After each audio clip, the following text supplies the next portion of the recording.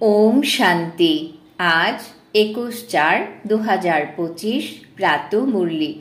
বাবা বলেছেন, মিষ্টি বাচ্চারা, বাবা এসেছেন তোমাদের কারেন্ট দিতে। তোমরা যদি দেহি অভিমানী হও, তোমাদের বুদ্ধি যোগ যদি এক বাবার সাথে থাকে, তাহলে তোমরা কারেন্ট পেতে থাকবে। আজকের মুরলির প্রশ্ন, সবথেকে বড় আসরি স্বভাব কোনটি বাচ্চারা, যা তোমাদের মধ্যে থাকা উচিত নয়? উত্তর, অশান্তি ছড়ানো। এ হলো সব থেকে বড় আসরি স্বভাব। যারা অশান্তি ছড়ায় তাদের উপর মানুষ বিরক্ত হয়ে যায়। তারা যেখানেই যাবে সেখানেই অশান্তি ছড়িয়ে দেবে। তাই ভগবানের কাছ থেকে সকলেই শান্তির বর চায়। আজকের মুরলির গীত, এই কাহিনী হলো প্রদীপ আর ঝড়ের। ওম শান্তি। মিষ্টি মিষ্টি হারানিধি বাচ্চারা এই গানের লাইন শুনেছে। এই গান তো ভক্তি মার্গের।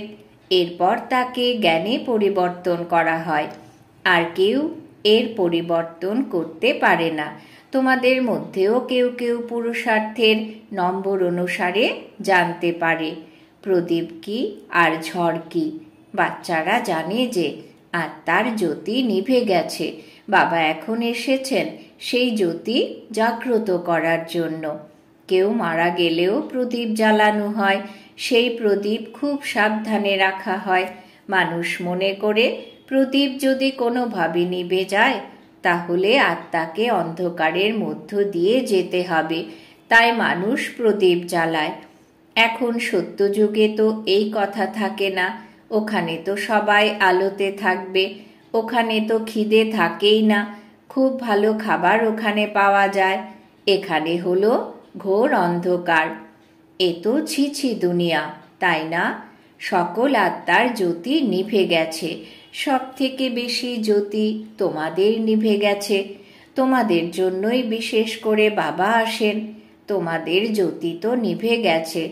এখন কারেন্ট কোথা থেকে পাবে? বাচ্চারা জানে যে কারেন্ট তো বাবার কাছ থেকেই পাওয়া যাবে।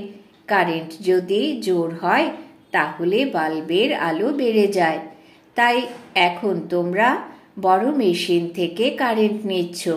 দেখো, বম্বের মতো শহরে কত মানুষ থাকে, সেখানে কত বেশি কারেন্ট চাই। তাহলে অবশ্যই অনেক বড় মেশিন হবে। আর এ হলো অসীম জগতের কথা। এখন সম্পূর্ণ দুনিয়ার আত্মাদের জ্যোতি নিভে আছে। তাদের কারেন্ট দিতে হবে। মূল বিষয় বাবাই বোঝান। বুদ্ধিযোগ বাবার সঙ্গে লাগাও। তোমরা দেহি অভিমানী হও। বাবা কত উচ্চ, সম্পূর্ণ দুনিয়াকে পবিত্র করা সুপ্রিম পিতা এখন এসেছেন সকলের জ্যোতি জাগ্রত করতে। তিনি সম্পূর্ণ দুনিয়ার মনুষ্য মাতৃরই জ্যোতি জাগ্রত করেন। বাবাকে তিনি কিভাবে জ্যোতি জাগ্রত করেন এ তো কেউ জানে না। তাকে জ্যোতি স্বরূপও বলা হয়। মানুষ আবার তাকে সর্বব্যাপীও বলে দেয়। সেই জ্যোতি স্বরূপকে মানুষ ডাকে, কেননা সকলের জ্যোতি নিভে গেছে। অখণ্ড জ্যোতির সাক্ষাৎকারও হয়। এমন দেখায় যে অর্জুন বলেছিল, আমি এই তেজ সহ্য করতে পারছি না, এ অনেক কারেন্ট। তাই এই বিষয়কে তোমরা বাচ্চারাই এখন বুঝতে পারো। সকলকে এই কথাই বোঝাতে হবে যে তুমি আত্মা। আত্মা উপর থেকে এখানে আসে। প্রথমে আত্মা পবিত্র থাকে, তার মধ্যে কারেন্ট থাকে, তখন সে শতপ্রধান থাকে। স্বর্ণযুগে আত্মা পবিত্র থাকে, তারপর তাকে অপবিত্র হতে হয়। আত্মা যখন অপবিত্র হয় তখন এসে গডফাদারকে ডাকে যে এসে আমাকে উদ্ধার করো, অর্থাৎ দুঃখ থেকে মুক্ত করো। উদ্ধার করা আর পবিত্র করা এর অর্থ আলাদা আলাদা। নিশ্চয়ই কারোর দ্বারা পতিত হয়েছে, তাই তো বলে বাবা এসো, এসে আমাদের উদ্ধার করো, পবিত্র বানাও। এখান থেকে আমাদের শান্তিধামে নিয়ে চলো, শান্তির বর দাও। বাবা এখন বুঝিয়েছেন এখানে তো শান্তিতে থাকতে পারবে না। শান্তি তো শান্তি ধামেই আছে। সত্যযুগে এক ধর্ম, এক রাজ্য থাকে, তাই সেখানে শান্তি থাকে। সেখানে কোনো অশান্তি থাকে না। এখানে মানুষ অশান্তিতে বিরক্ত হতে থাকে। একই ঘরে কত ঝগড়া হয়। মনে করো, স্বামী স্ত্রীর ঝগড়া হলে মা বাবা বাচ্চারা ভাই বোন সবাই বিরক্ত হয়ে যায়। যারা অশান্তি করে সেসব মানুষ যেখানেই যাবে সেখানে অশান্তি ছড়াবে। কেননা তারা তো আসুরি স্বভাবের, তাই না? তোমরা এখন জানো যে সত্যযুগ হলো সুখধাম। সেখানে সুখ আর শান্তি দুই থাকে। আর ওখানে অর্থাৎ পরমধামে তো কেবল শান্তি। তাকে বলা হয় সুইট সাইলেন্স হোম। মুক্তিধামের মানুষদের কেবল এই কথাই বোঝাতে হয় যে তোমরা মুক্তি চাইলে বাবাকে স্মরণ করো। মুক্তির পরে জীবন মুক্তি তো অবশ্যই আছে। প্রথমে জীবন মুক্ত হয়, তারপরে জীবন বন্ধে আসে। অর্ধেক অর্ধেক, তাই তো? শতপ্রধান থেকে অবশ্যই শতরজ এবং তমতে আসতে হবে।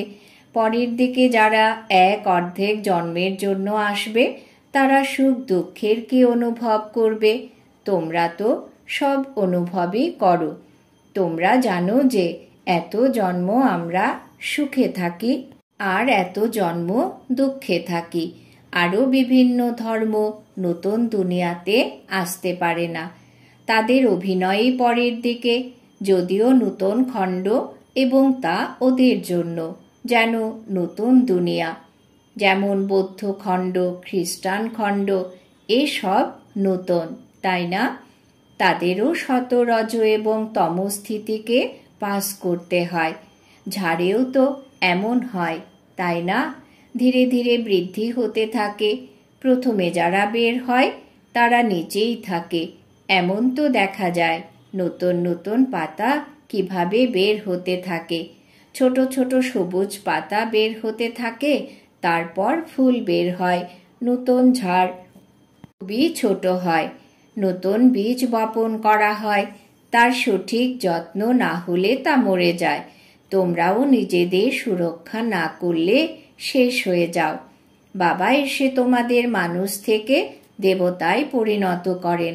এরপর এর মধ্যেও নম্বরের ক্রমানুসার হিসেবে তৈরি হয়। রাজধানী তো স্থাপন হচ্ছে, তাই না? অনেকেই এখানে ফেল করে যায়। বাচ্চাদের যেমন অবস্থা তেমনই ভালোবাসা পায় বাবার কাছ থেকে। কোনো কোনো বাচ্চাকে বাইরে থেকেও ভালোবাসতে হয়।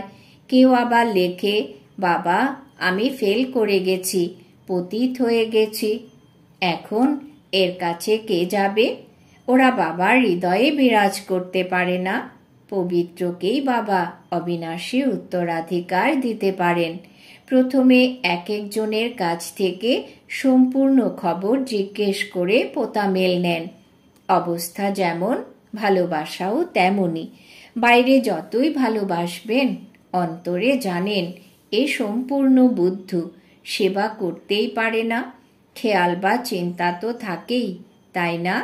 অজ্ঞানকালে বাচ্চারা যখন ভালো উপার্জন করে তখন বাবারা তাদের খুবই ভালোবাসে। আবার কেউ যদি বেশি উপার্জন না করে তখন বাবারও তেমন ভালোবাসা থাকে না। তাই এখানেও এমনই। বাচ্চারা তো বাইরেও সেবা করে, তাই না? যে ধর্মেরই হোক না কেন তাকে বোঝানো উচিত। বাবাকে তো উদ্ধারকর্তা বলা হয়। উদ্ধারকর্তা আর গাইডকে তার পরিচয় দিতে হবে।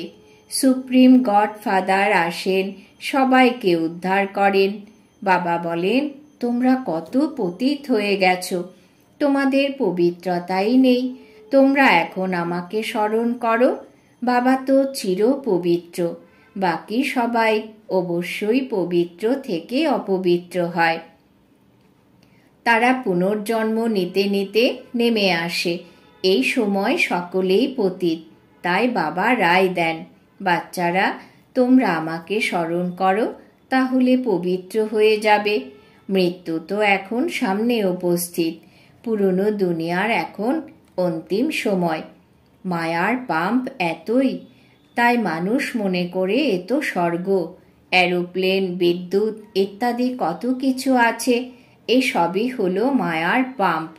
এই সবই এখন শেষ হতে হবে, তারপর স্বর্গের স্থাপন হয়ে যাবে। এই বিদ্যুৎ ইত্যাদি তো স্বর্গেও থাকে, তাহলে এই সব স্বর্গে কিভাবে আসবে? তাহলে যে জানে তেমন কাউকে চাই। তোমাদের কাছে খুব ভালো কারিগররা আসবে, তারা তো আর রাজা হবে না, কিন্তু তারা তোমাদের প্রজাতে আসবে। ইঞ্জিনিয়ারিং জানে এমন সব কারিগররা আসবে। এই আধুনিকতা সব বিলেত থেকেই এসে যায়, তাই ওদেরও তোমাদের শিব বাবার পরিচয় দিতে হবে। তোমরা বাবাকে স্মরণ করো। তোমাদের এই যোগে থাকার পুরুষার্থ অনেক বেশি করে করতে হবে, এতে অবশ্যই মায়ার ঝড় অনেকে আসে। বাবা কেবল বলেন মামে কম স্মরণ করো। এ তো ভালো কথা, তাই না? খ্রাইস্ট তারই রচনা, রচয়িতা সুপ্রিম আত্মা তো একজনই, বাকি সবই হলো রচনা। অবিনাশী উত্তরাধিকার একমাত্র রচয়িতার থেকেই পাওয়া যায়। এমন ভালো ভালো পয়েন্টস যা আছে সব নোট করা উচিত। বাবার মুখ্য কর্তব্য হলো সবাইকে উদ্ধার করা।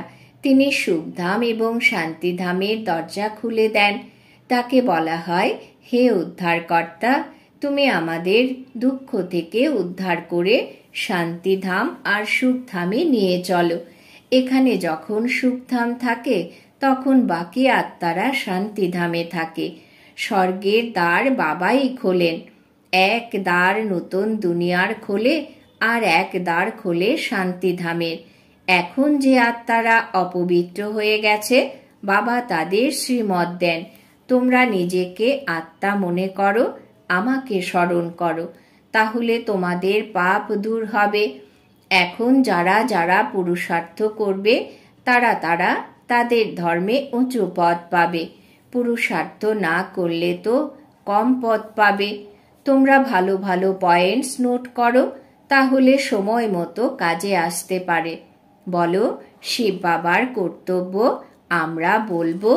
তখন দেখো মানুষ বলবে, এরা কে যে গডফাদারের কর্তব্য বলে দেয়? বলো, তোমরা আত্মার রূপে তো সকলেই ভাই ভাই।